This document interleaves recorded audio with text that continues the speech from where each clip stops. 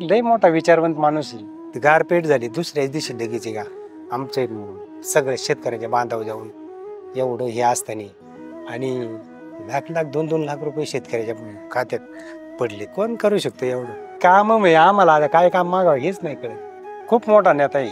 बाकी काय आमचं काय त्यांच्याकडे काही काम नाही राहिलं. आम्हाला जे लागेल का ते भरपूर रस्त्यांचा कुठं गाचका बसत नाही असे रस्ते बनवलेत का. पूल पाणी लाईट काय म्हणन ते का मागातले का भेटत पाणी. आता एवढा दुष्काळ असताना आम्हाला नदीला आहे का तेवढं पाणी देऊ त्यांनी. साहेबांनी एवढं केलंय सगळं. आमच्या डाळिंबाचे पैसे झाले कोटींनी रुपये झाले. एवढे पैसे झाले तर आम्हाला असं वाटलं का आता त्यांना तसंही भेटता नाही आलं.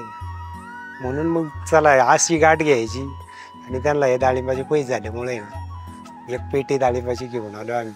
त्यांचा नादच नाही करायचा.